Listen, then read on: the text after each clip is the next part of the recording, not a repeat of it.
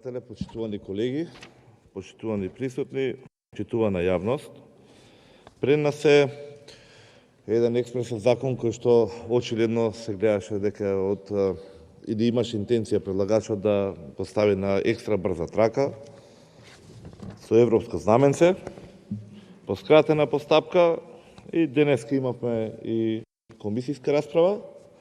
Веќе неколку часа потоа е на собраниска седница. Јас посакувам навистина и многу други закони да не ги именуваме, кои што сега со месеци да имаат ваков ефикасен тек на дискусија, разгледување и усвојување. Од аспект на расправа на комисијата морам уште веднаш на старт да укажам дека имавме и квалитетна, дури на моменти и конструктивна расправа, каде што ние укажавме на повеќе работи кои што представува наша загриженост, забелешки кои што сметавме дека може да резултираат со сериозни проблеми во реалниот сектор. Од друга страна добивме разбирање за тоа, за нашата загриженост, но исто така и уверување, односно насоки дека тоа е све опфатено и дека таквите грижи не дека се неосновани, но дека све е под контрола и не се очекуваат посериозни проблеми. Нешто во налик на она операцијата успешна, а пациентот мртов. Но да идеме со ред. Ја имам верба и ќе верувам дека е тоа така и верувам дека се сакало да се направи чекор напред со ова законско решение, исто како што сакал и вас да уверам дека нашите реакции беа искрени и загриженоста беше исто толку искрена. Овој закон дојде на разгледување во ист момент кога се случи оној немил настан на долго најавуваната промоција на волтаичната централа.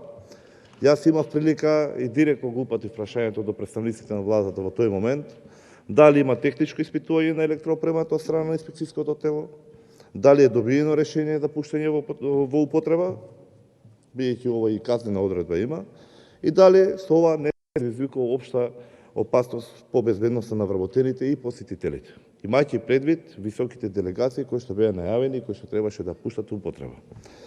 Не беше ова директно кон представникот на владата, односно заменик министерот. Знаеме чии ингеренции се и прашањето е само под орган или институција кој што се работи и функционира под самото министерство, но целта беше да укажеме на лошите состојби во кои што ни се случуваат во државата, лошите состојби во кои што функционираат институциите и загриженоста која што произлегува од неефикасноста на истите институции. Малку иритирачки поставивме четврто прашање, дали воопшто лифтот работи во зградата на Министерство за економија, кај што се наоѓа и инспекторатот. Во неформалниот дел добивме одговор дека токму сега го имплементирале, односно го инсталирале новиот лифт. Се надевам дека честитки, се надевам дека ќе го завршат побрзо него автопатот до Блаце, одно 2 километри. Затоа ја повторно ќе укажам на она за која што беше нашата загриженост, на работите кои што сметаме дека треба да се посвети посебно внимание, со тоа што одговорноста на Министерството и на инспекторатот е двојно поголема овој пат, бидејќи било укажано. Никој нема да посака, се разбира, уште една несреќа, но факт е тоа дека се случуваат. Исто како што се случи со централата, односно електраната фотоволтаична, преходно имавме уште еден огромен скандал со лифтот, каде што не лиценцирана фирма настапуваше, пуште се жалеше по постапки со јавни набавки. Лифтови кои што ги имаме илјадници на број, а нашата увереност е дека овој инспекторат нема доволно капацитет сите да ги служи. Каде што знаеме дека имаме несоодветни кадри и знаеме дека од тоа може да произлезат определени проблеми. Но еве ќе веруваме. Нека стои. Исто така, дополнителната загриженост. Тука доаѓа и предмет фактот дека имаме и конечен извештај од ревизија на успешност за ефективност на мерките и активностите за искористување на минералните суровини и наплата на доместоците, токму кај инспекторатот уште еднаш, каде што, цитирав, ќе дозволите уште еднаш, Видот на образование за одредени работни места во правилникот за систематизација на работните места не соодветствува со описот на работните задачи и обврски кои треба да се извршуваат. За одредени работни места, да не ги набројам уште нешто, да скратиме на време,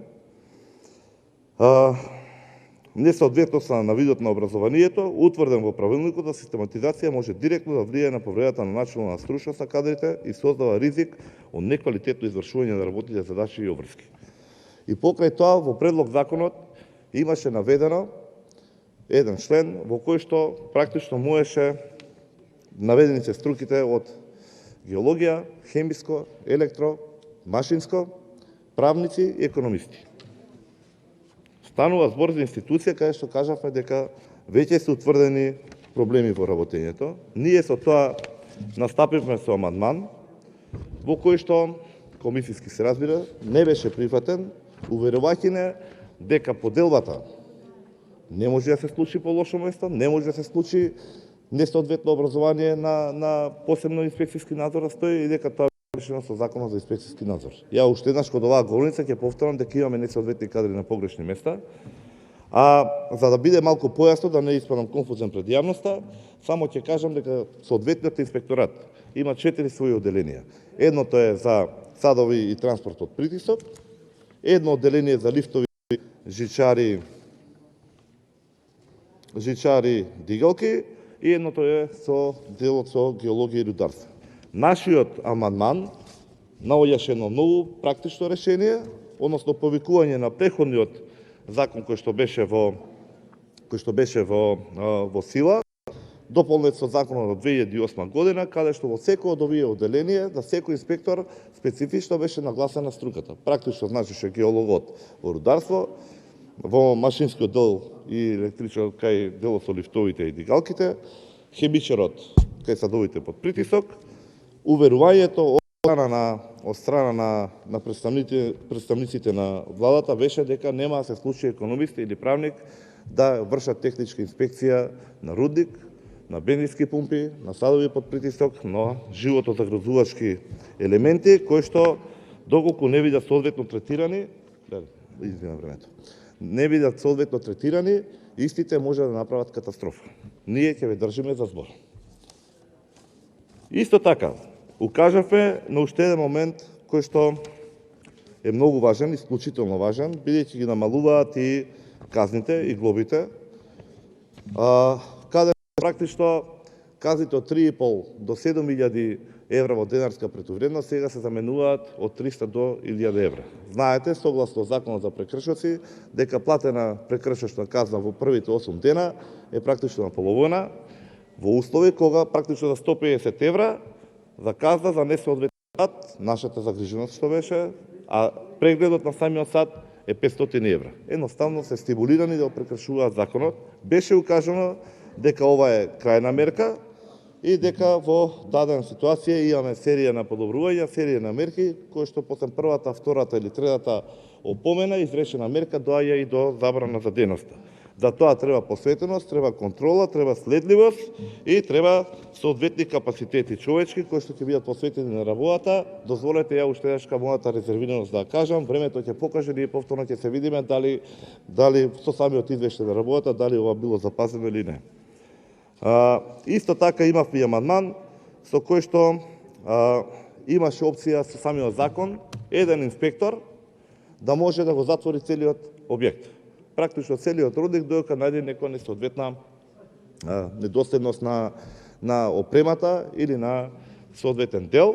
Ние побаравме да се практично се предлага со цел да се прецизираат ингеренциите на техничките инспектори и да нема ингеренции да го запечати целиот простор, туку само соодветното средство кое што е нефункционално односно несоодветно за работа. Беше укажано дека ова е крајна мерка, дека се користи и дека ќе бидат запазени сите облици на преходни инспекцијски форми и дека нема да биде злоупотребена. И исто така и за ова ќе го пратиме, тука сме да сме живи и здрави, ќе видиме дали после година дена ќе има реакции за истото. И само последното што сакав е да го односно се уште два, но веќе го спомнам уште едното, каде што